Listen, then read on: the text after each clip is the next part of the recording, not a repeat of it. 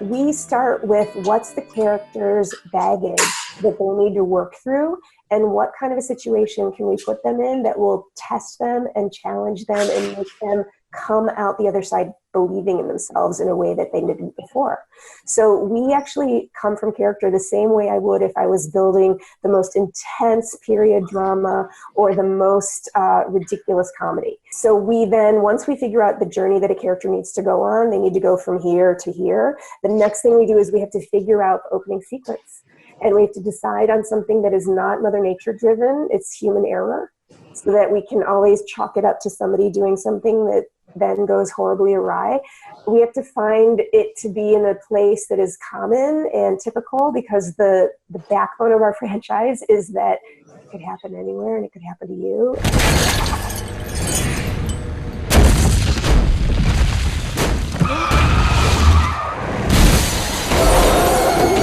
When we start building horror movies, some of the things that we love to keep in mind are that the heroes need to be as active as possible. Most of the things that trip us up when we read horror scripts that are sent to us is the characters are usually reactive, and they're usually victims. And the things that we really respond to is that our lead characters are making constant active decisions. They are doing everything they can to stay ahead of whatever is after them. We prefer to do movies about supernatural elements that are after these characters. But the minute they become victimized and become passive, we get uninvested in the idea and in the movie. And those are the films that generally don't work.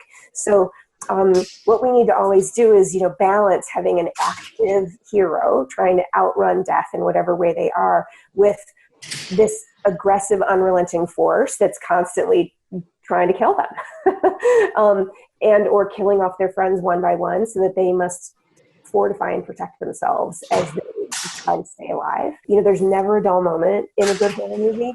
And if we open with a great crisis, we can keep things moving from there. And again, it might seem obvious, but you'd be amazed at the number of horror movies we look at, or scripts that we look at, that do not have a crisis opening.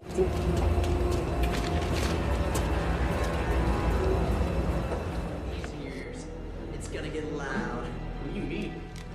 Something's wrong. Yeah, no kidding. The person next to me won't shut up. No, I'm serious. Something's wrong. Things are happening, just like at the track.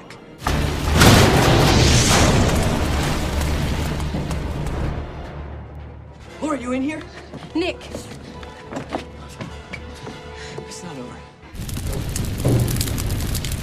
Janet, come on, we have to leave right now. No. Janet, we gotta go. Come on. No. Wait. Bye-bye, suckers!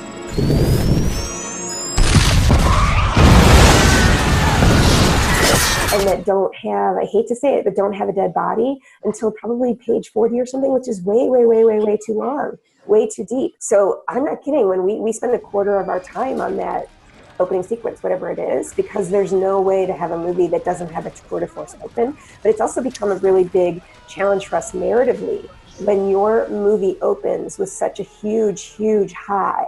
And in a moment of where you really can look back at the audience and see that no one in the theater is actually breathing because they're waiting to see what the hell happens. It's really hard to then follow with 80 minutes of anything that can then get us back up to a finale that's worthy of how the film started. So the onus becomes how to create, again, these crafty moments, but are character driven so that we're invested enough to get to that final set piece. So the stakes have become higher than the spectacle. You need to take stock of all the successful horror movies out there. Just watch them, watch them with your pause button ready, and start keeping track of how quickly into the movie people start dying and how quickly your lead character starts gathering clues as to why they're dying, or in the converse, which is start gathering weapons or an arsenal to protect themselves from whatever force they're up against, because they can't get to the bottom of it. They don't have time, or it's just not a circumstance where they can get to the bottom of it. They've just got to outrun it.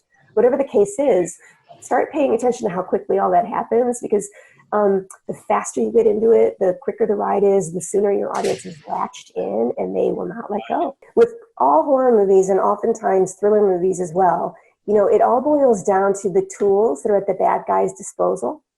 And if it's mythology, you have the biggest toolbox in the world, because you can come up with whatever arsenal you would like your horrible entity to have to throw at your bad guy, and what it all, or what you're at your good guy, and what it all really adds up to is the tone you want to hit. And so whatever you want to give your bad guys in terms of weapons is going to establish what feeling you're going to give your audience. Again, whether it's more of a black comedy, whether it's a really, really intense, driving, scary movie, whether it's more like blood and gore and woohoo, this is a crazy ride.